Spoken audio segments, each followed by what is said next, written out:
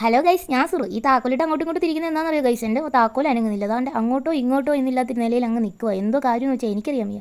അങ്ങനെ എന്ത് ചെയ്യാനാ? വണ്ടി നമുക്ക് എങ്ങനെയെങ്കിലും ഓണാക്കി ജോലിക്ക് പോകണം. അപ്പോൾ എൻ്റെ പങ്കാളിയും കൂട്ടി ഞാനും ഇറങ്ങി. നല്ല ആത്മാർത്ഥമായി പണിയെടുക്കുന്ന ബംഗാളിയാണ് എൻ്റെ. എന്നിട്ട് വർക്ക്ഷോപ്പിലോട്ടുള്ള ദൂരം എന്ന് വെച്ചാൽ ഇറക്കണം കേട്ടോ. അപ്പം ഇവനെയും കയറ്റി നിർത്തി അങ്ങ് പോയി. ഞാനിത്ര വിഷമത്തിൽ പോകുമ്പോഴും അവനിക്ക് ആഭ്യന്തരമായ കാര്യങ്ങളാണ് ചർച്ച. നിങ്ങളല്ലേ പോണേ? അല്ലല്ലേ, വണ്ടി ശരിയാക്കിയിട്ട് വന്നിട്ട് വിശപ്പൊക്കെ തുടങ്ങാം. എന്ത് വന്നാലും അവനിക്ക് തിന്നാൻ കിട്ടിയാൽ മതിയെന്നേ. അങ്ങനെ ഞാൻ വർഷപ്പിൽ കൊണ്ടുവച്ച് എന്തോ ഒരു സുനിയിട്ട് കുത്തി എന്തായാലും അതങ്ങ് ഓണായി. എന്നിട്ട് ഞങ്ങൾ വീട്ടിലോട്ടങ്ങ് വെച്ച് പിടിച്ചു കേട്ടോ. മനീഷായി കൂട്ടം ഉണ്ടായിരുന്നു. മനീഷായി കൂട്ടി 1000 കൊണ്ടിറക്കിയിട്ട് അവൾ ടാറ്റയും കാണിച്ച് അല്ലർജുനി കയറി പോവുകയും ചെയ്തു. ഞാൻ ടാറ്റയും കാണിച്ച് ജോലിക്കും പോയി.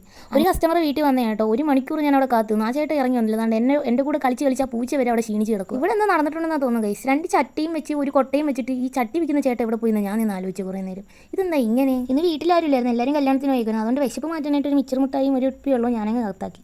മിച്ചർ മുട്ടായി മൊത്തം തിന്നില്ല കേട്ടോ. അപ്പോഴാണ് എൻ്റെ പങ്കാളി വിളിച്ച്. അവൻ്റെ ഒരു ഷിപ്മെൻറ്റ് എൻ്റെ ആയി പോയി എന്ന് പറഞ്ഞ് അവൻ കിടന്ന ഒരു വിളിയോട് വിളി. അങ്ങനെ ഞാൻ എന്ത് ചെയ്തു? ആ സാധനം കൊണ്ട് കൊടുക്കാൻ പോയി. സാധനം കൊണ്ട് കൊടുത്തിട്ട് അവനവിടെ നിൽക്കുന്നുണ്ടപ്പോൾ എനിക്ക് പാവം തോന്നി. അങ്ങനെ ഞാൻ തിന്നതിൻ്റെ പകുതി മുട്ട എൻ്റെ കയ്യിൽ പോകണം. അങ്ങനെ സർപ്രൈസ് ആയിട്ട് ഞാൻ അവൻ കൊടുത്തു ഗൈസ്. അവനും തിന്നിട്ടേ. ഇതിൻ്റെ ലാസ്റ്റ് ഡെലിവറി ആയിരുന്നു ഗൈസ്. 1000 ജംഗ്ഷനിലായിരുന്നേ. അർക്കിനുള്ള പയ്യനായിരുന്നു. അവൻ 1000 കടയിലാണ് ജോലി ചെയ്യുന്നത്. അവിടെ കൊണ്ട് കൊടുത്തിട്ട് ഞാൻ നേരെ ഹബിലോട്ട് പോയി.